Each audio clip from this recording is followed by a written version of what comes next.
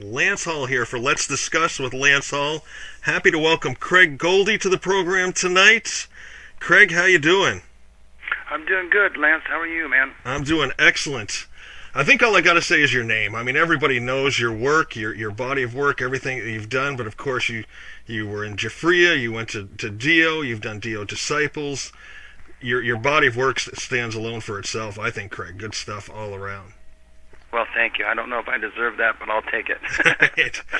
And what we're here to talk about is your latest effort, which is a fantastic album. Group is called Dream Child. The album is called Until Death Do We Meet Again. It's coming out on Frontiers Records September 14th on CD, and then, of course, a nice gatefold for the double LP. You got to be excited to get this out.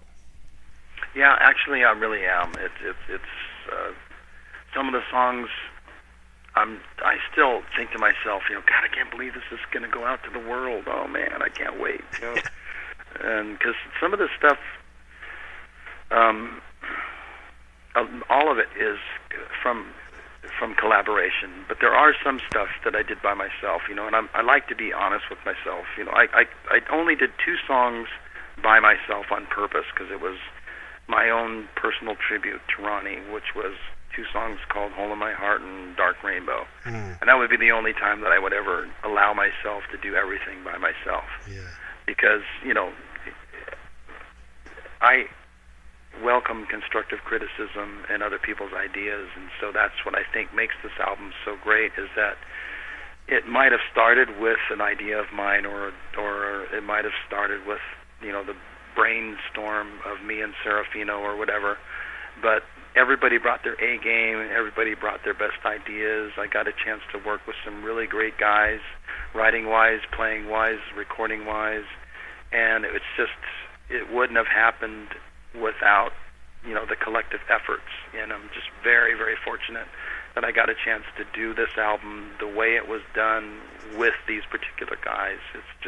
It wouldn't have been the same if it was done any other way with anybody else. Yeah, let's talk about the guys in the band with you. You got Wayne Finley on guitar, who was, of course, with Michael Schenker. Simon Wright on drums, who played for AC/DC and Ronnie James Dio, of course. Rudy Sarzo on bass. Quiet Riot, Whitesnake, Dio. And then you got Diego Valdez from Helker. And I remember getting their Fire Soul album and just being blown away at how much his vocal reminded me of Ronnie's. And then at the end, when they did Neon Nights, it was like hair standing up on my arms type thing, Yeah. Yeah, well, when we lost Ronnie, I was totally devastated, just absolutely destroyed. And so it took a long time for me to be inspired to do original music again. Yeah. And at that same time, I get this email from one of Diego's friends with a cover of a Dio song called Push that me and Ronnie wrote together for the Killing the Dragon album. And the same thing, it was frightening. Yeah. It was chilling. It was soul-piercing. I thought, oh my God. It sounded like Ronnie had covered his own songs. Nobody sings like that. Nobody. Right. And so I got in touch with Diego, and I told him how great I thought he was, and I just said, it's really too soon for anything like us to do an album together, but I said, you and I have got to do an album together someday. And he goes, thank you, man, I agree. And so we stayed in touch, and we stayed friends for almost 8 years now. Yeah. And when I spoke at Ronnie's memorial service, the first public memorial service, I had mentioned that when I do original material again, I want to be able to utilize everything that I had learned by working side by side with the master for so many years in such a way that I can only hope would make him proud. And Ronnie's network reached so far and wide that I got a chance to sit in sessions with guys who produced and engineered John Lennon, produced and engineered Led Zeppelin, who produced and engineered Pink Floyd, who produced and engineered Jimi Hendrix. Some of those guys are no longer with us, but the engineers were. Yeah. The producers were. I got a chance when I was in Rough Cut to sit and watch.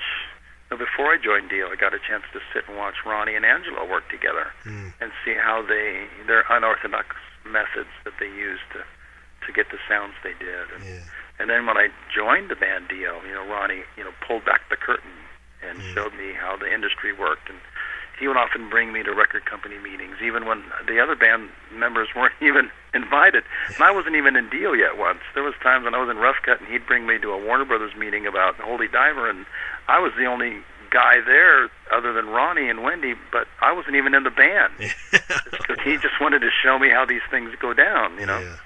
And the radio stations, all that kind of stuff, recording, everything. Songwriting, he showed me his method of how he wrote songs and how he writes lyrics and stuff, and it was just mind-blowing.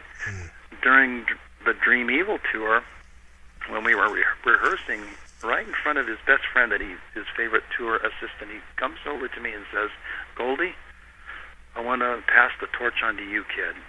Wow. We both looked at each other like, whoa, Yeah. And I really didn't fully understand what that meant until recently, that all the things, I realized that I'm not everybody's favorite Dio guitarist, but me and Ronnie had a very special relationship.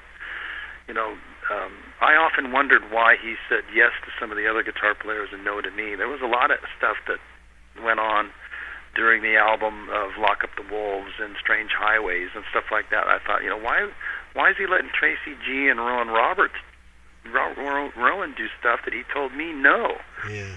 And he's saying yes to them, and I, little by little found out it's because, they already had it going on. When Viv is the iconic, he is the Dio guitar player. Yeah. There's no doubt about that. Yeah. And then Rowan, at such a young age, already had it going on. Doug already had it going on. Tracy G already had it going on. But I really kind of didn't. And Ronnie knew that I was still in learning mode, so he poured as much information into this little sponge could possibly absorb. Yeah. And so now I'm just starting to realize and being able to utilize everything that I had learned over the years. And it's really been outstanding that I've been able to apply a lot of that to this album. Definitely. You learned your craft well, and applying it. Yeah, I want to get into a couple of tunes, because I've heard an advanced copy of this, of course. And first thing I got to ask you about is the cover art. Cover art is absolutely amazing. Who came up with that? Oh, good old Stan Decker. Well, oh, great. Him and I work really good together.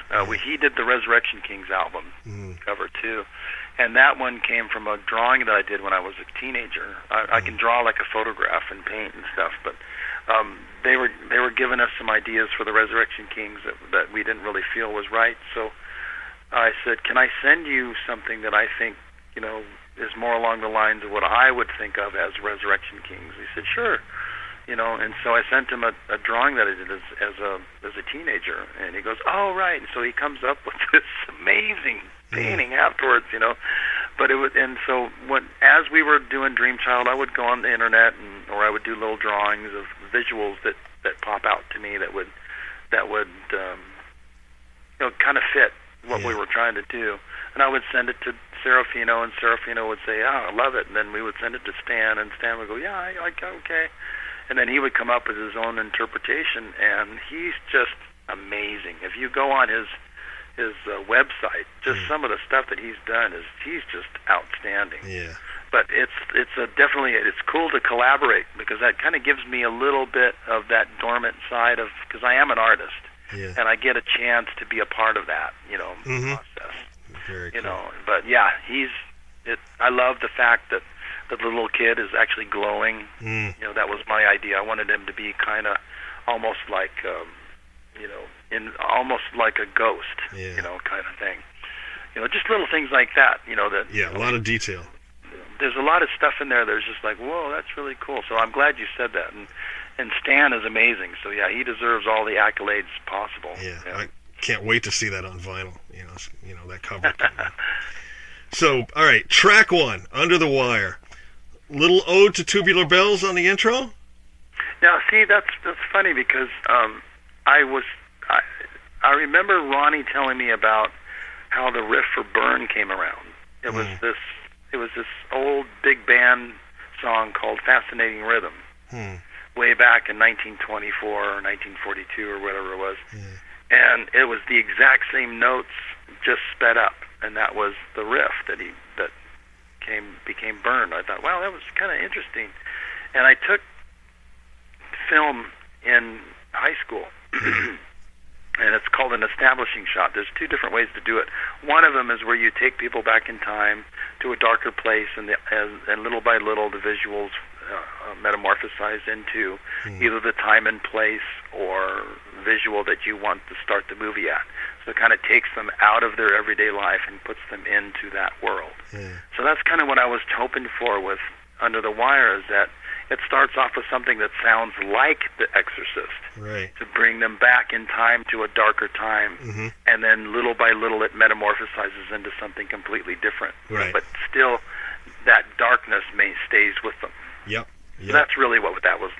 It really only occupies about 10 seconds of the entire 6-minute song. Right. Good stuff. Now let's talk about the video for that just a little bit.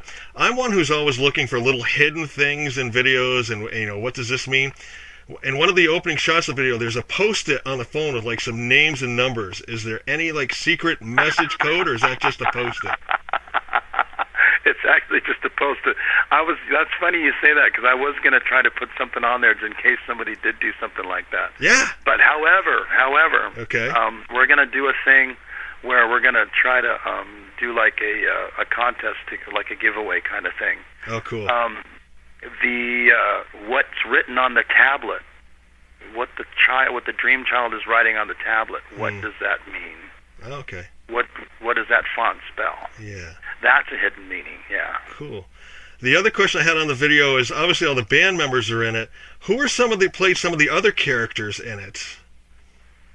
What do you mean? The guy who's like interrogating. Oh, right. That was actually part of Jamie's crew. Jamie Brown, the videographer and director, he brought the best crew. He's such a creative guy, really good sense of humor, just awesome guy. And so when him and I were discussing, doing the video, he came up with the idea of going to the studio where there's all sorts of different rooms. Yeah. There's like bars, and there's like hospital rooms, and there's like, Right. So and it looks exactly like an interrogation room. It looks like a jail cell. It looks like an apartment. Yeah. It looks like a bar, So I thought that was really clever. And so he picked up on words that I really didn't think would be anything to pick up on to be part of the video, but it kind of it was cool because it gave a kind of sense of humor. Like, I'm going, what the heck does us sitting in a cubicle in a work environment office have anything to do with this song? He goes, well,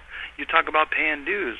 I go, oh, right. Yeah. He goes, yeah, because that's us paying our dues before we became musicians, Right. And things like that. But the office manager was one of his guys. The interrogation guy was one of his guys. Okay. And, cool. Yeah. Excellent. Then I moved down to, these are, it's 12 songs, many of them pushing 5, 6, 7 mark. This is, a good old-fashioned album here, Track 3. We don't mess around. Yeah. Track 3, Games of Shadows. 30 seconds in, that riff kicked in, and I was like, my lord, I hope I can still have babies after I hear this, And then the solo midway through was just blazing. Oh, man. Fantastic. Yeah, that's one of my favorite songs, and Diego sings that song so well. Yeah. Good stuff. Yeah, I really like that song a lot. It's a really well-crafted song. Now, did you come up with the riff, Wayne? Did you guys collaborate on it together? Well, the music was me, and the melody lines and lyrics were me, but we worked together, me and Diego and Simon. We kind of messed around with it a little bit. Cool. And then Diego, him and I had a running joke where I actually would hire a guy, because I can't sing, so I would write the melody lines and lyrics like how I learned, and then I would play them on guitar, and then I have a guy come over and sing it, and then send it to Diego, and then he would sing it. And then he would say, was that right? And a lot of times I would go, no, it's better. Because he would come up with something, he would change the phrasing or change the melody line, or I say, well, it sounds like you're saying this instead of that. And he goes, oh, I'm sorry. I'm like, no, it's better. Let's keep it, So that's why his name is on almost every single song, because he, one way, shape, or another, once that song got into his hands, when it came back, it was a totally different song. Yeah, very cool. Light of the Dark, kind of Kashmir-esque. I'm picking up in that vibe. Am I off base, on base? Well, it's supposed to be just kind of esoteric and atmospheric. Yeah. You know, so if somebody gets that, you know, cool. You know, I didn't really have that in mind. Mm-hmm. You know, but I had more of like a, you know, just something esoteric. Yeah. And because it has to do with the unseen realm, so it needed to have that kind of vibe to it. Yeah, and it does. The drum beat doesn't start on the kick; it starts on the snare at first, and things like that. You know. Yeah. And just a lot of stuff that people sometimes don't notice right off the bat. You know, it just automatically starts in a different place. Yeah. Because the one is actually on the snare instead of one being on the kick drum. Okay. And things like that. Very cool. Title track, of course, Until Death Do We Meet Again. Absolutely epic. Did I pick up a slight last in line reference towards the end on the keys? Just a tiny bit? No, actually, that was... No, I mean, if you did, that's purely by coincidence. Yeah. Because it was... it's actually completely different. Okay. But but it might have a similar type of atmosphere. Right. Yeah. But okay. But that was, if that's the case, that's totally by coincidence. And then the last one I got is Washed Upon the Shore. So many shades. I thought at first it was going to be an instrumental. You got just a touch of vocal. Then you go off in a couple of different tangents. Tell me about that one. Well, that was actually inspired by a song that me and Jeff Pilson wrote a long time ago. Really? And that's why in the credits they say, you know, that song is inspired. It was thanks to Jeff Pilson for the inspiration for the song Washed Upon the Shore. Because we had a similar song like that when we were in a band together. Okay. That was a real long instrumental with a short piece for vocal. And I always wanted to do one of my own, and so that's where that came from. Excellent. And the lyrics are real deep, you know, and I wanted it to go off in different, just be completely unpredictable, almost at every turn. And since we had to cut it to a click track, you know, I actually had to send a click track map to everybody, you know, that at, 42 measures and 73 seconds, you know, it's this tempo. And I was actually using decibel points, you know, it wasn't like 173, it was 173.085, you know, things like that, you know, to get the right feel, you know. And so, but luckily, you know, everybody's really intelligent. I mean, Rudy's a very intelligent guy, and so is Wayne, and the guy who engineered the drums, you know, it just only took him a few seconds, you know, to put together the click track for Simon to play to. And even though it seemed like I thought this was going to be the most complex and hardest song to record, it ended up being one of the easier ones. Cool.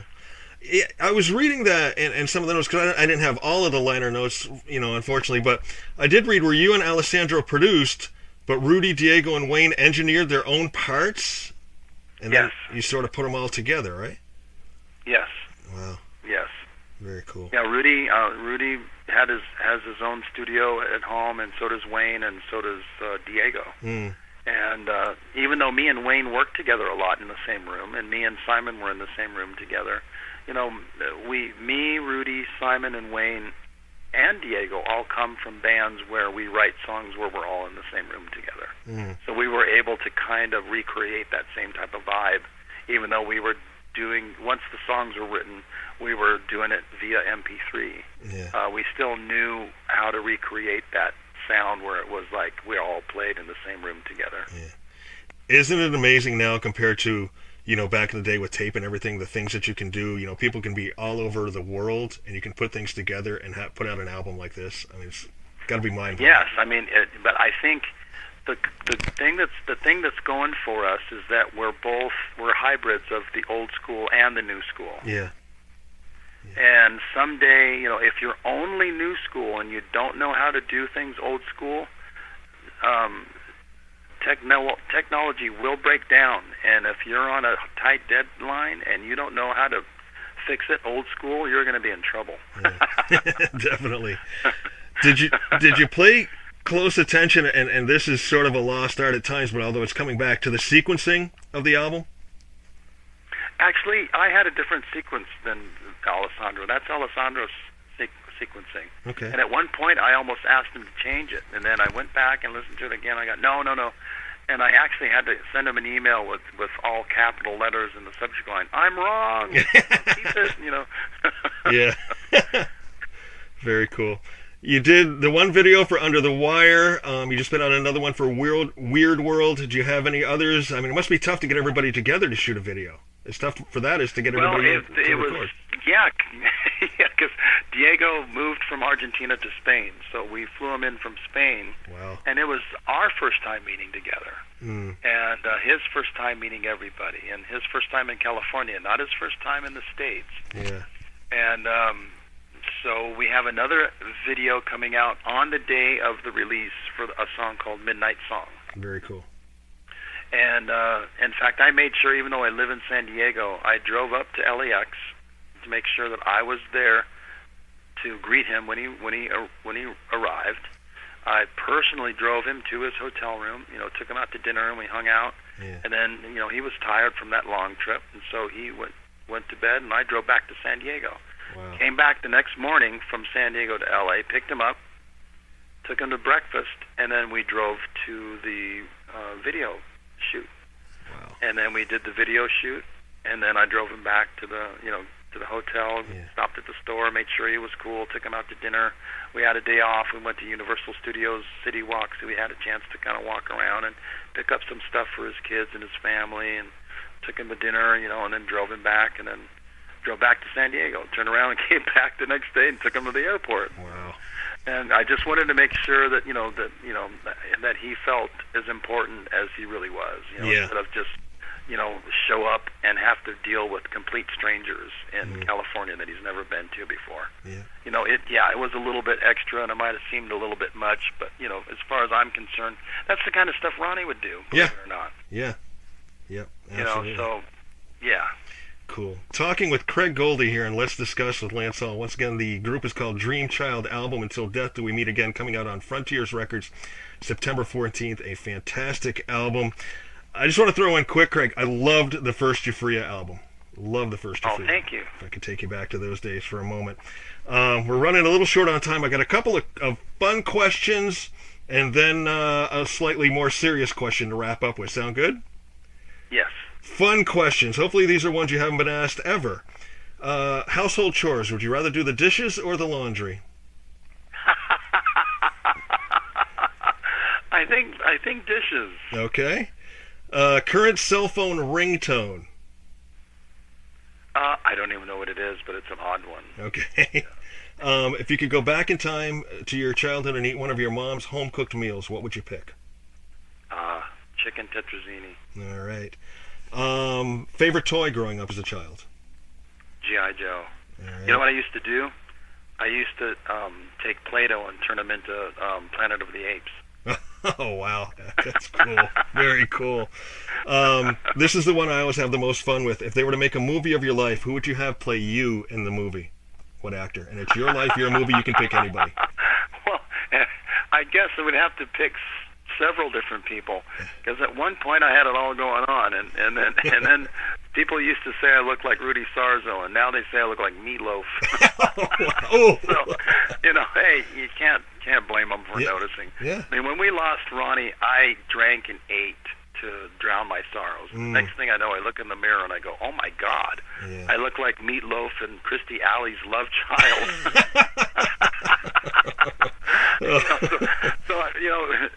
And then now I see people used to think I looked like what's his name? He played in the Doors, the singer for the Doors. Oh, Jim Morrison. Yeah, but who played him? Oh, Val Kilmer. Kilmer. Yeah. Now he's kind of getting so it might have to be. Somebody said Casey Tree. Somebody said Val Kilmer, Rudy Sarzo.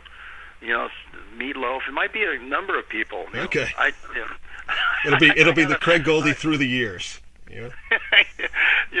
I lost 30 pounds at one point and was doing really good. And then I got all these recording things, and then I just ended up sitting in front of a computer. And so, I got to figure out, again, I got to lose the weight. I know, believe me, I know. Yeah. But, but thanks for everybody not being mean to me. There's only been a couple of mean comments, Very cool. But I couldn't pick just one actor. It would have to be a couple of them. Combination. All right, sounds good. Last couple. These are a little more on the serious side. You're a fantastic guitarist. What makes a great guitarist in your mind and eyes? Well, they have to be able to do both rhythm and solo. A solo needs to be thought of as a paragraph, opening statement, closing statement, with supporting facts in between, beginning in hello and ending in goodbye, with the instrumental equivalent of the subject matter. And a team player, and be true to yourself. Very good.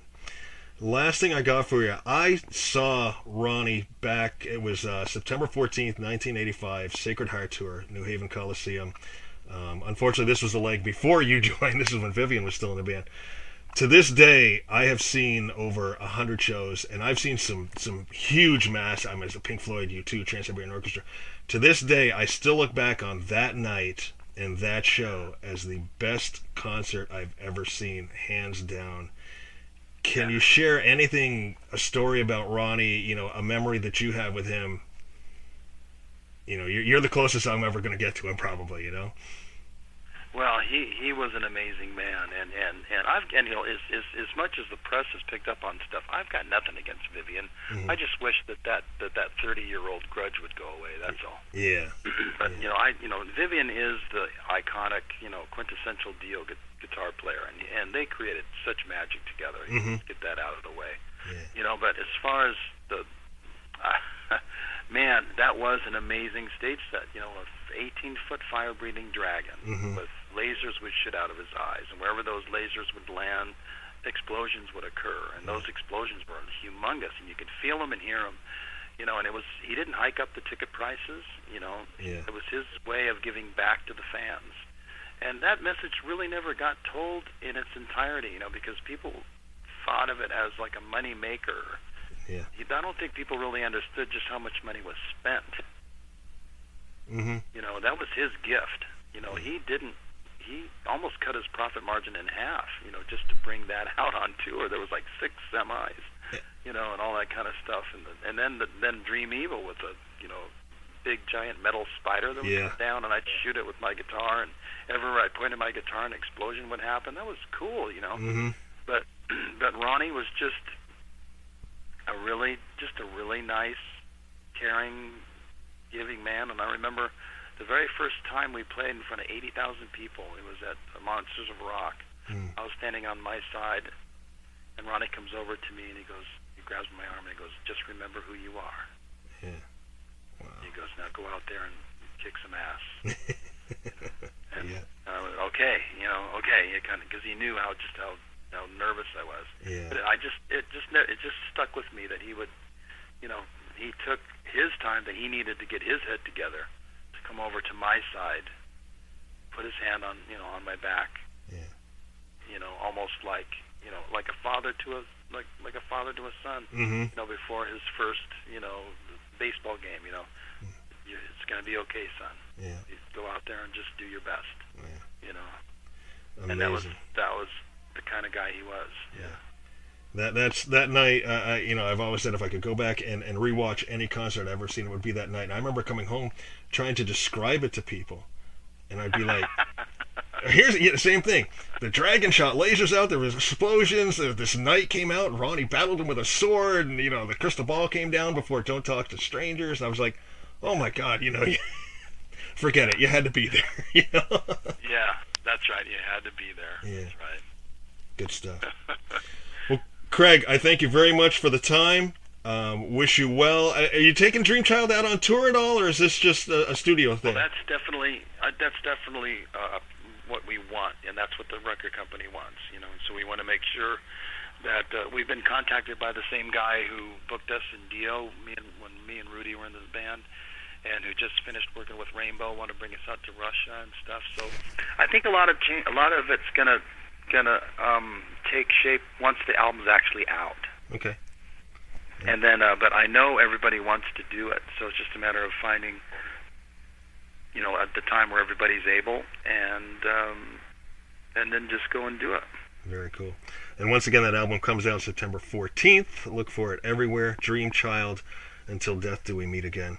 And thank you, Craig. I think this has been a thrill for me. I thank you very much for taking the time. Thank you, Lance. You've been awesome, man. It's been like a conversation instead of an interview.